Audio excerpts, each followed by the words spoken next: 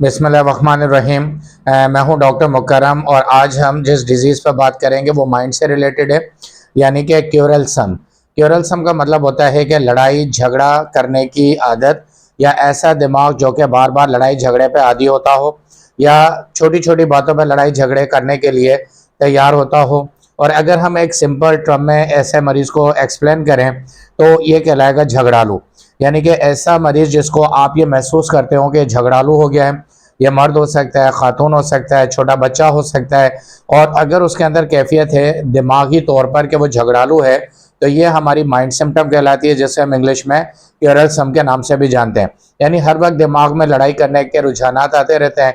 और इसकी बहुत सारी अलामात है जो मैं आपसे डिस्कस करता हूँ, और बाद में मैं आपको बेस्ट होम्योपैथिक मेडिसिन भी इसके बारे में बताऊंगा, जिससे ये आपका जो झगड़ालूपन है या झगड़ा करने की जो कैफियत है या बात बात में झगड़े की जो सोच आती है वो ख़त्म हो जाएगी। इसमें नंबर 1 जो सिम्टम वो एंगर है, गुस्सा। गुस्से के बाद ये कैफियत पैदा होती है कि आप झगड़े की तरफ जाते हैं। देखें ये मर्ज क्यों है, हर आदमी को गुस्सा आता है। गुस्सा एक नेचुरल फिलॉसफी, एक नेचुरल टाइप है, लेकिन हर आदमी गुस्से में झगड़े की तरफ नहीं जाता। लेकिन जो पेशेंट गुस्से में झगड़े की तरफ जाता है, ये वीडियो और इसमें आखिर में जो दवाइयाँ बताऊंगा वो उसके लिए हैं। नंबर 2 है इरिटेशन, यानी कि बेचैनी हो जाना, किसी चीज़ से तंग होना। बाज़ दफ़ा कुछ अफराद ऐसे होते हैं कि घर में अगर बच्चे शोर कर रहे हों तो वो से इरिटेट होते हैं, और इरिटेट होने के बाद चीखने चिल्लाने लगते हैं और गुस्सा करके वो झगड़े की तरफ जाते हैं, बच्चों को मारते हैं। अगर कोई बड़ा फर्द है उससे भी झगड़ा कर लेते हैं। आपने अमूमन ऐसे मर्द और ख़वातीन देखे होंगे जो घर में बच्चों के खेलने से या किसी भी छोटी सी शोर शराबे से वो एकदम झगड़े की तरफ माइल हो जाते हैं। ये वीडियो उनके लिए। फिर अगली जो सिम्टम है वो एंग्जाइटी है, यानी कि परेशानी। अब एक कोई काम की परेशानी चली आ रही है, कारोबार की परेशानी चली आ रही है, या कोई माशी परेशानी चली आ रही है, उसकी वजह से भी वो झगड़े की तरफ माइल होते हैं। और अगर उनसे कोई सीधी बात भी करे तो ऐसा लगता है वो काटने को आ रहे हैं। तो ये जो माइंड की कैफियत है, इस कैफियत के लिए वीडियो बनाई जा रही है कि जब आपको खुद ये समझ नहीं आ रहा होता कि मैं झगड़े की तरफ क्यों जा रहा हूँ, मैं झगड़ा क्यों कर रहा हूँ, और एक छोटी छोटे गुस्से की वजह से, परेशानी की वजह से मरीज जो है वो झगड़े की तरफ चला जाता है। फिर फाइनेंशियल इश्यूज इसमें बड़े अहम होते हैं कि माशी तौर पे इकोनॉमिकल और फाइनेंशियल इश्यूज अगर आपके पास हैं, आप माशी तौर पे टूटे हुए हैं, आपकी आमदनी अच्छी नहीं है, अखराजात ज़्यादा हैं। ठीक है, it is a part of life. बहुत सारे लोगों के साथ ज़िंदगी में ऐसा होता है कि जो आमदनी उनकी कम होती है और अखराजात ज़्यादा होते हैं, लेकिन वो फिर भी मिजाज के तौर पर हम्बल रहते हैं।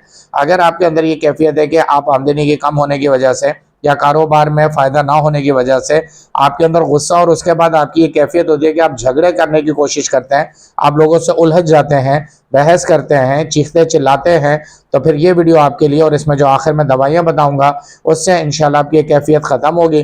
फाइनेंशियल इश्यूज रहेंगे भी, पैसे की आमदनी कम भी रहेगी, तब भी आपको गुस्सा भी आएगा, लेकिन आप झगड़े की तरफ नहीं जाएंगे, आप चीज़ों की तोड़ फोड़ की तरफ नहीं जाएंगे।